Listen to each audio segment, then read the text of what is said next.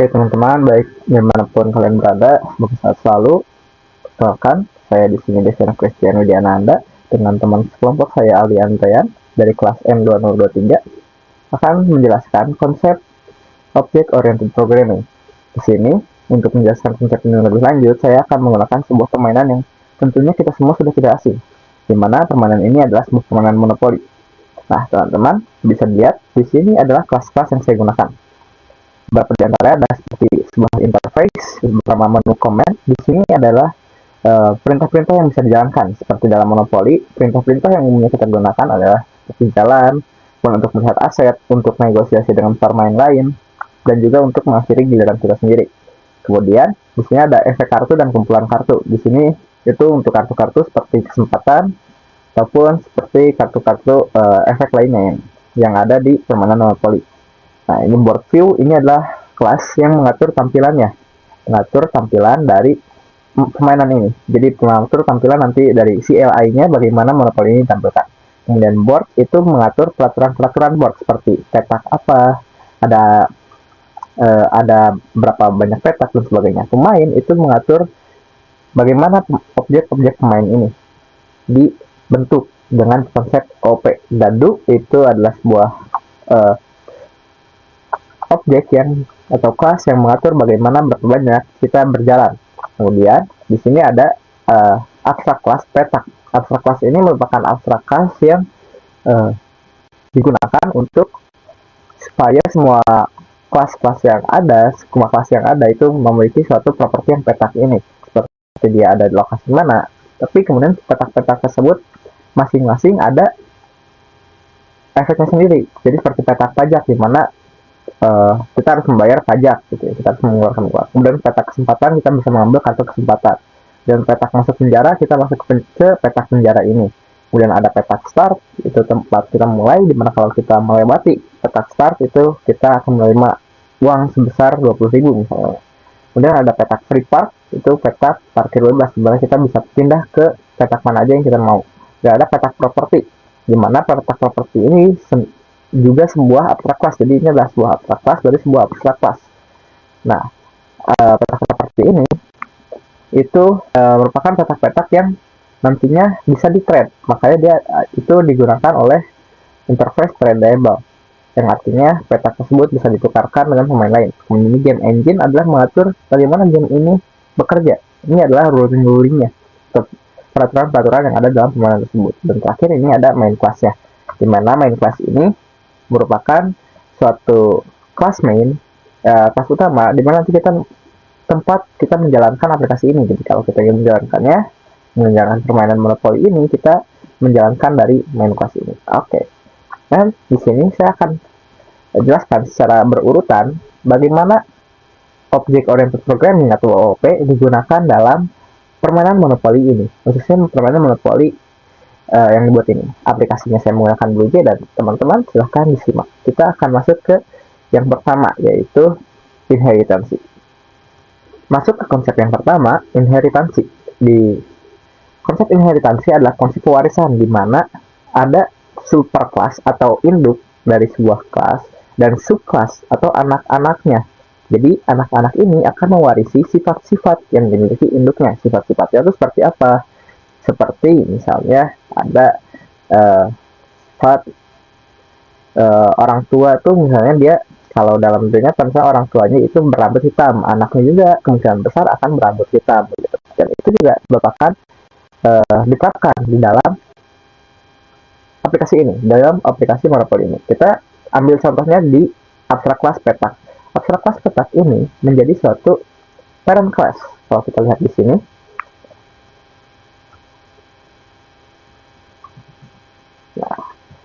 abstrak class petak ini memiliki string nama peta dan indeksnya. Jadi semua yang anak-anak dari petak ini nantinya harus memiliki nama petak dan indeks, itu pasti gitu.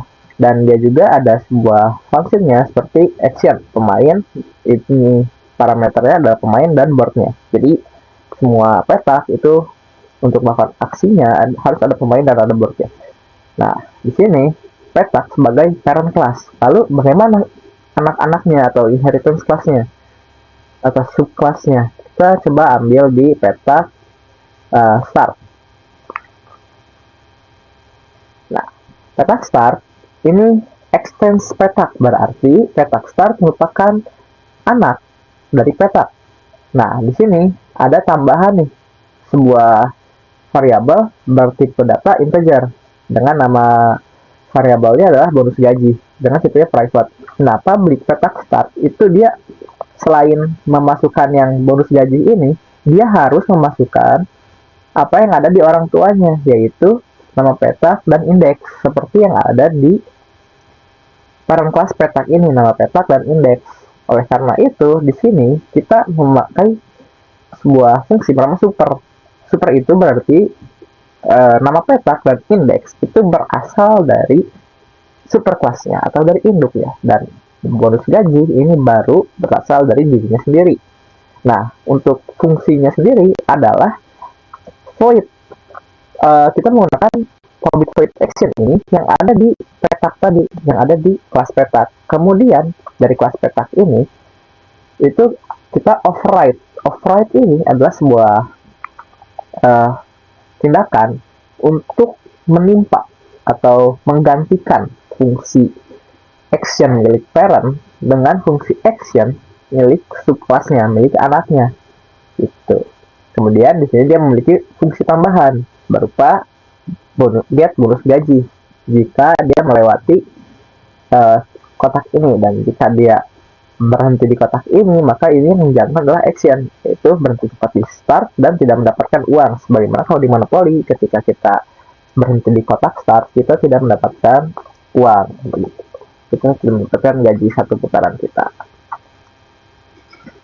Kemudian selain di petak, superclass dan subclass juga bisa kita lihat di efek kartu. Di kartu ini kita bisa mendeklarasikan seperti ini.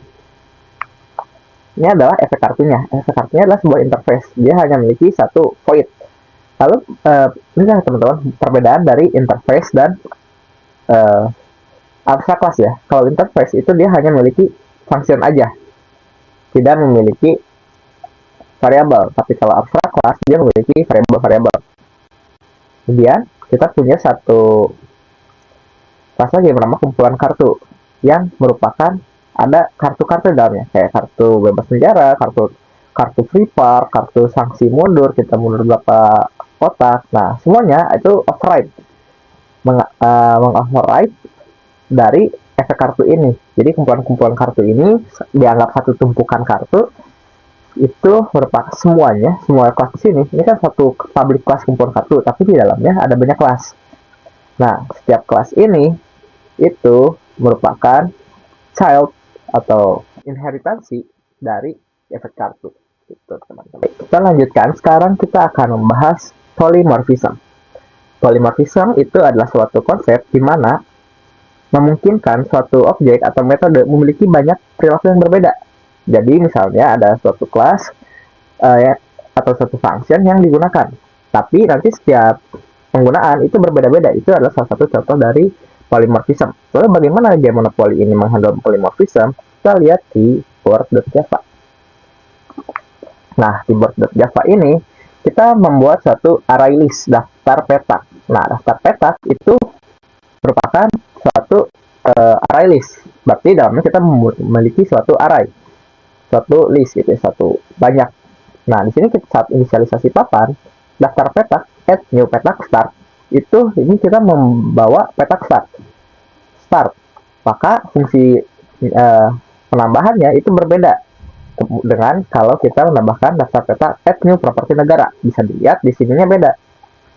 Monas kenapa di petak start cuma ada start 20.000 nih, 200.000. Kemudian di daftar petak add new properti negara dia ada Monas 1, 60.000, jumlah parameternya berbeda. Kenapa bisa begitu? Karena kalau kita lihat di daftar petak kita, petak start itu merupakan suatu kelas yang kalau dia mau diinisialisasi itu cuma perlu nama petak, indeks, dan bonus gaji. Tapi petak lainnya seperti misalnya petak properti, kita lihat di sini, itu membutuhkan harga beli, ada harga belinya. Kemudian untuk petak yang lain lagi seperti petak pajak itu ada jumlah pajaknya. Nah, karena itu berbeda-beda, itu merupakan satu konsep dari polymorphism, di mana satu bentuk satu daftar petak ini itu bisa menampung banyak jenis dari petak-petak berbeda, dari peta properti, dari peta free fork, dari peta start, itu kan berbeda-beda, tapi semuanya bisa ditampung ke dalam satu daftar petak ini. Itulah disebut polimorfik, sehingga dia dapat mengubah bentuk sesuai dengan kebutuhan kita, begitu teman-teman. Konsep berikutnya yang kita akan pelajari adalah enkapsulasi atau encapsulation atau pengkapsulan. Enkapsulasi itu apa sih? Enkapsulasi adalah cara menyembunyikan data dari internal dari suatu objek untuk melindungi integritasnya dari akses luar yang tidak sah. Konsep ini menggunakan hak akses seperti private. Mungkin tadi teman-teman sudah melihat ada private gitu ya. Di kelas yang diintegrasi dengan saya private integer tadi, private integer.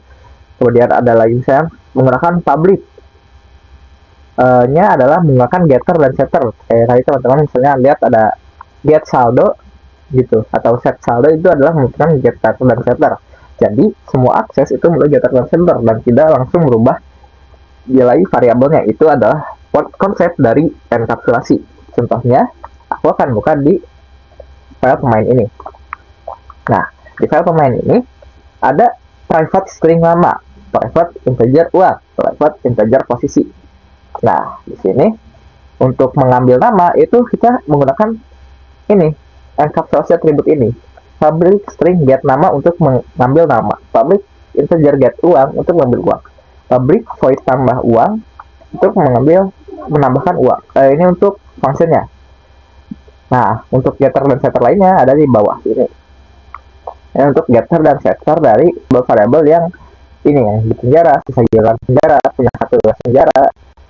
Nah, jadi enkapsulasi ini untuk kita mengambil suatu atribut itu kita ambilnya dari sini, get nama, get uang. Dan untuk menyimpan suatu atribut itu bisa aja ini set, misalnya set uang. Tapi karena uang itu bisa bertahan kurang, aku kan tambah uang dan kurang uang. Tapi kalau posisi itu ada get posisi dan set posisi. Nah, jadi itulah konsep enkapsulasi. Nah, apa yang terjadi kalau misalnya tidak dienkapsulasi? Misalnya ini kita public, maka misalnya ini public, saat kita jalankan teman-teman, itu maka saat kita menambahkan nama, misalnya player 1 namanya Dev. Nah, player kedua kita sebenarnya mau namain dia Aldi, tapi yang terjadi adalah player kedua itu namanya jadi Dev juga. Kenapa? Karena yang diakses merupakan langsung variabel nama ini, bukan settler dari variabel nama di kelas pemain. Begitu teman-teman. Bahayanya jika tidak menggunakan enkapsulasi adalah data yang masuk itu langsung mengubah keseluruhan variabel. Jadi value variabel yang berubah, bukan value variabel yang dimiliki suatu objek tersebut. Itulah fungsi dari setter dan getter, supaya pintu masuknya itu jelas.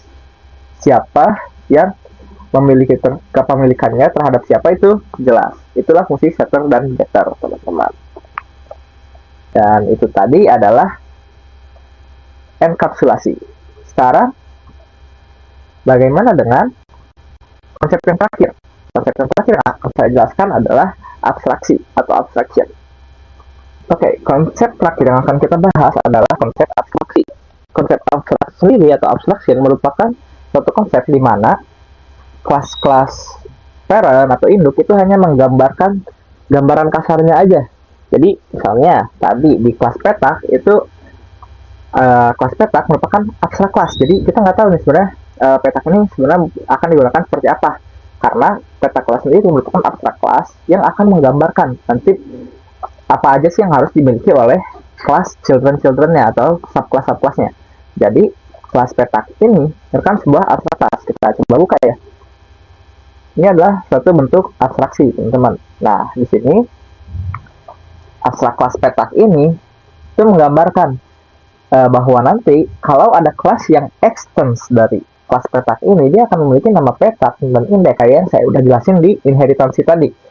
Nah, itu nanti di sini ada fungsi-fungsi yang harus ada, kayak get index, get nama petak, dan action itu harus ada. Tapi nanti setiap subclass, setiap children, setiap inheritansinya itu pasti memiliki konsekuensi yang berbeda saat action itu. Misalnya tadi di petak start itu konsekuensinya jika menginjak adalah kamu nggak dapat uang, tapi kalau melewati maka kamu dapat uang gajian gitu. Kemudian misalnya di petak yang lain, kita anggaplah petak masuk penjara. Nah, kalau di petak penjara ini langsung masuk ke penjara, teman-teman. Jadi, ketika dia menginjak di pemain ini menginjak, actionnya adalah masuk penjara, tampilkan, kena tangkap, Anda langsung dipindahkan ke penjara. Dia dipindahkan, posisinya di set ke penjara, lalu pemain ini set di penjaranya jadi true, sisa giliran di penjaranya adalah 3 giliran di penjara. Dan yang ada di super kelasnya itu seperti nama petak, indeks, dan indeks penjaranya itu ada di kelas ini gitu. Jadi konsekuensinya berbeda-beda semua petak, tapi petak ini adalah abstraksinya, gambaran kasarnya. Jadi kita, oh ada petak tuh kalau diinjak punya konsekuensi, tapi kita nggak tahu konsekuensinya seperti apa, maka ada abstraksi ini. Maka ini adalah suatu bentuk dari abstraksi. Dia menggambarkan konsep petak secara keseluruhan supaya nanti petak-petak lain tinggal mengambil aja konsep abstraknya dan menerapkan sesuai apa yang perlu mereka lakukan begitu, teman-teman. Selain di situ ada juga nih, selain di kelas petak tadi ya, ada juga di menu komen. Jadi selain dengan abstrak kelas, itu bisa juga dengan interface. Apa sih perbedaan interface dengan abstrak kelas? Tadi sih udah sebut juga kalau interface itu isinya hanyalah function. Kalau abstrak kelas itu dia bisa punya atribut juga, punya variabel-variabel juga. Kalau interface itu hanya function aja isinya, jadi dia nggak ada atributnya. Jadi kayak gini, interface menu komen dia ada jalankan sama get label menu, kan ini function ya, bukan sebuah variabel ataupun atribut. Nah, nanti sama, ini adalah gambaran kasarnya, gambaran luasnya. Jadi yang namanya menu komen itu nanti dia bisa dijalankan dan kita ada namanya nih, ada label menunya. Apa sih label menunya di komen itu? Bisa kita lihat salah satu childnya. Kita misalnya komen paling simpel, jalan. Nah, untuk komen jalan ini nanti tinggal override aja, dia mengambil nih apa yang udah tadi. Oh, ternyata kalau saya adalah seorang menu komen, saya perlu dua fungsi, jalankan dan get label menu. Ah, kalau gitu saya tinggal mengambil aja jalankan sama get label menu, kemudian saya override, saya timpa, saya gantikan dengan fungsi saya sendiri. Seperti di sini jalankan, build pemain, dan engine itu adalah parameter yang dibutuhkan. Nanti kalau engine-nya sudah nyala, kalau dia udah berjalan, berarti dia udah mengocok dadu di giliran tersebut. Dia tinggal dia nggak bisa lagi gerak nih, nggak bisa lagi jalan. Kemudian jika dia belum, maka kita jalankan yang ini. Kita ambil dadu, kita ambil board, dan ambil scanner. Kemudian jika udah, kita jalankan fungsi roll dadu. Kemudian nanti nampilkan hasilnya dan kita bergerak ke sesuai petak yang diinginkan. Jika ke petak properti, maka kita bisa membeli properti tersebut jika propertinya belum dimiliki oleh siapapun. Kalau sudah, maka kita ya perlu membayar gitu. Seperti aturan dasar monopoli. Oke. Nah, untuk 4 konsep dasar dari Object Oriented Programming itu sampai sini, teman-teman. Untuk konsep dasar dari Object Oriented Programming atau OP itu ada 4 itu konsep dasarnya, yaitu yang pertama inheritansi, pewarisan, di mana ada superclass yang bisa menampung atribut. Atribut tersebut akan digunakan oleh subclassnya yang harus memiliki atribut-atribut tersebut juga. Kedua, ada polymorphism atau banyak bentuk, di mana satu objek itu bisa memiliki bentuk yang berbeda-beda. Kayak tadi, objek petak itu bisa berbeda-beda. Dia bisa jadi petak kesempatan, dia bisa jadi petak masuk penjara, dia bisa jadi petak-petak lainnya dalam board gitu ya. Ketika kita membuat satu objek bernama petak untuk kita nantinya tampilkan dalam permainan, itu nanti petaknya bisa berbeda-beda. Kemudian yang terakhir itu ada bukan yang terakhir. Yang ketiga itu ada enkapsulasi. Enkapsulasi itu merupakan konsep pengkapsulan. Jadi kita membungkus supaya variabel atau atribut itu tidak bisa diakses secara bebas, harus melalui getter dan setter. Kemudian yang keempat, yang terakhir, baru benar terakhir itu yang abstraksi, di mana abstraksi itu merupakan penggambaran kasar dari sebuah konsep, seperti konsep peta, seperti konsep menu komen. Untuk nantinya kita gunakan kembali konsep-konsep tersebut supaya sudah ada acuan konsep dasarnya, sudah ada blueprintnya yang bisa kita gunakan untuk membuat eh, kelas-kelas yang akan menggunakan atribut-atribut tersebut. Begitu, teman-teman. Oke, mungkin kita bisa sampai sini untuk penjelasan konsep OOP-nya. Kita akan melakukan sedikit demo mungkin ya. Nah, saat kita demokan ke aplikasi ini, akan berjalan seperti ini. Selamat datang di Monopoly CLI. Nah, saya masukkan jumlah pemainnya adalah 2. Uang dasarnya misalnya 500.000. Main 1, misalnya D, main 2. Nah, di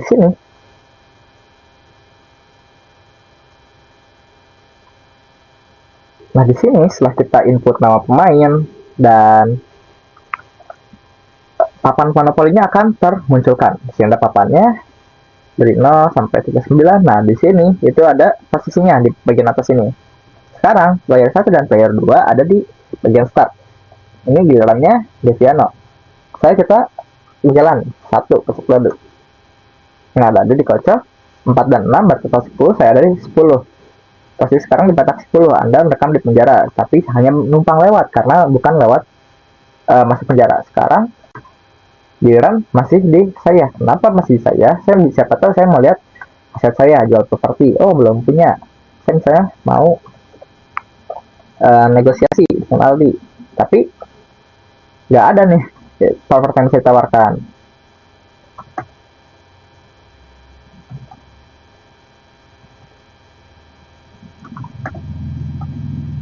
Nah, kemudian misalnya karena kalau kita jalan lagi, kita akan muncul udah berjalan di giliran ini. Baru misalnya kita akhiri giliran, baru giliran Aldi. Nah, Aldi maju 2. Aldi ada di pajak penghasilan. Jadi bisa akhiri giliran. Dan begitu terus, saya di sini saya berhenti di suatu petak properti bernama Cihampelas. Saya bisa beli harga 200.000. Saya memiliki asetnya. Sekarang kalau kita lihat aset, saya sudah punya asetnya. Gitu.